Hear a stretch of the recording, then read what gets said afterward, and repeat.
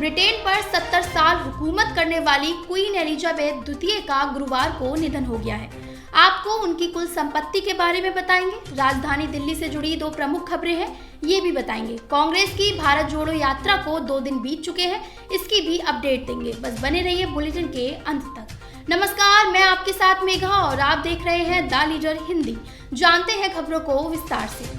Britain की महारानी Elizabeth द्वितीय का गुरुवार को निधन हो गया। 96 वर्ष की आयु में उन्होंने स्कॉटलैंड स्थित आवास पर अंतिम सांस ली। महारानी के निधन के बाद उनकी संपत्ति को लेकर चर्चाएं जारी हैं। अब उनके पास कितनी संपत्ति थी, निधन के बाद इसका हकदार कौन होगा, आय का स्रोत क्या था, ऐसे तमाम सवाल उठ रहे हैं। खबर है कि महारानी अपने पीछे $500 मिलियन की संपत्ति छोड़कर गई है। ये उन्होंने 70 साल गद्दी पर रहने के बाद हासिल की थी।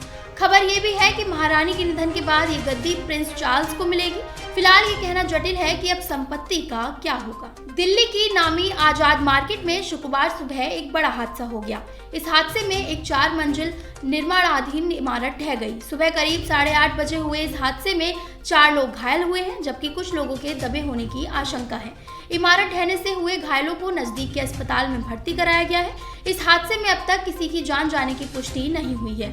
शुक्रवार सुबह करीब 8:30 बजे के हुए हादसे की जानकारी मिलते ही मौके पर पहुंची दिल्ली दमकल विभाग की टीम ने राहत और बचाव का कार्य शुरू कर दिया है। इमारत ढहने के बाद चपेट में आए 4 मजदूरों को निकाल लिया गया है, जबकि कुछ लोग अभी भी दबे हुए हैं। इन्हें निकालने के लिए लगातार कोशिशें जारी हैं। दिल्ली का कर्तव्य पथ आज से आम लोगों के लिए खोल दिया गया है और इसी के साथ सेंट्रल विस्टा एवेन्यू की खूबसूरती का दीदार आज से आम जनता कर सकती है। प्रधानमंत्री नरेंद्र मोदी ने गुरुवार को कर्तव्य पथ का उद्घाटन किया था और इसे राष्ट्र को समर्पित कर दिया था। इसके साथ ही पीएम मोदी ने इंडिया गेट पर नेताजी सुभाष चंद्र बोस की प्रतिमा का भी अनावरण किया था। कर्तव्य पथ करीब 3 किलोमीटर लंबा है और यहाँ 4087 पेड़ लगाए गए हैं। गोवा के कर्लीज क्लब को गिराने पर सुप्रीम कोर्ट ने रोक लगा दी है। कोर्ट ने शर्त पर रोक लगाई है कि अब क्लब में किसी तरह की कॉमर्शियल एक्टिविटी नहीं होगी।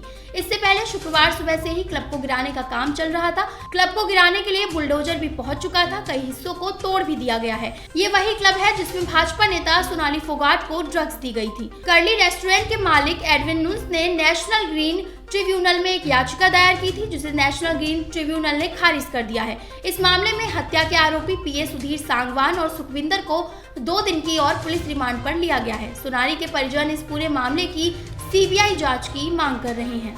मैरिटल रेप यानी पति का पत्नी से जबरन संबंध रेप है या नहीं, इस पर सुप्रीम कोर्ट 16 सितंबर को सुनवाई करेगा। सुप्रीम कोर्ट ने कहा है कि इस मामले में सभी याचिकाओं को एक साथ सुना जाएगा। दरअसल 11 मई को दिल्ली हाई कोर्ट के 2 जजों ने अलग अलग फैसला दिया था, जिसके बाद अब सुप्रीम कोर्ट तय करेगा ये बलात्कार है कि नहीं है। भारतीय कानून में मैरिटल रेप अपराध नहीं है। हालांकि एक लंबे समय से इसे अपराध घोषित करने की मांग कई संगठन उठा रहे हैं। दिल्ली हाई कोर्ट में याचिकाकर्ता ने याचिका दायर कर इसे आईपीसी की धारा 375 के तहत वैवाहिक दुष्कर्म के तौर पर लिए जाने की मांग की थी। हाई कोर्ट में दोनों जजों की इस मामले पर सहमति नहीं थी, जिसके बाद कोर्ट ने 3 जजों की बेंच में भेजने का निर्णय लिया। 8 सितंबर 2022 को United nation human development index में भारत 191 देशों में से 132वें स्थान पर रहा है। पिछले साल देश 131वें स्थान पर था। रिपोर्ट के अनुसार कोविड-19 महामारी के प्रकोप, यूक्रेन पर रूस के आक्रमण और जलवायु संकट ने 90% देशों के मानव विकास सूचकांक पर असर डाला है। ये चुनौतियां भारत के मानव विकास मूल के लिए भी जिम्मेदार थी। नए विश्लेषण के अनुसार इस कमी ने देश को मध्यम मानव विकास श्रेणी में रखा है। आपको बता दें कि ये रैंक किसी देश के स्वास्थ्य, शिक्षा और औसत आय की स्थिति को दर्शाता है। इसे 4 मापदंडों पर मापा जाता है: जन्म के साथ जीवन प्रत्याशा, स्कूली शिक्षा के औसत वर्ष, स्कूली शिक्षा के अपेक्षित वर्ष और प्रति व्यक्ति सकल राष्ट्रीय आय। कांग्रेस की भारत जोड़ो यात्रा को 2 दिन बीत चुके हैं। 150 दिनों तक चलने वाली ये यात्रा कन्याकुमारी से शुरू हुई है। यात्रा का नेतृत्व पूर्व कांग्रेस अध्यक्ष राहुल गांधी कर रहे हैं। खास बात यह है कि कांग्रेस पार्टी ने भारत जोड़ो यात्रा में मौजूद यात्रियों के सोने के लिए कंटेनरों में विशेष व्यवस्था की है। ये कंटेनर पूरी यात्रा के दौरान साथ रहेंगे। मीडिया रिपोर्ट्स के मुताबिक कांग्रेस पार्टी के महासचिव जयराम रमेश ने कहा कि राहुल गांधी और पार्टी की महत्वाकांक्षी भारत जोड़ो यात्रा में शामिल कांग्रेस के करीब 200 230 पदयात्री ट्रकों पर लगे 60 कंटेनरों में रात बिताएंगे। इन ट्रकों को रोजाना एक जगह से दूसरी जगह ले जाया जाएगा। कंटेनर को लेकर जयराम रमेश ने बताया कि इनके अंदर कोई टीवी नहीं लगा है और सिर्फ एक पंखा है। उन्होंने कहा, हम कल से कंटेनरों में रह रहे हैं। 60 कंटेनर हैं जिनमें लगभग 230 लोग रहते हैं। हर दिन कंटेनर नई जगह पर चले जाएंगे। कुछ कंटेनर में 1 बेड, कुछ में 2 बेड, कुछ में 4 बेड और कुछ में 12 बेड लगाए गए हैं। पार्टी महासचिव ने यह भी बताया कि राहुल गांधी भी बुधवार रात से कंटेनर में रह रहे हैं।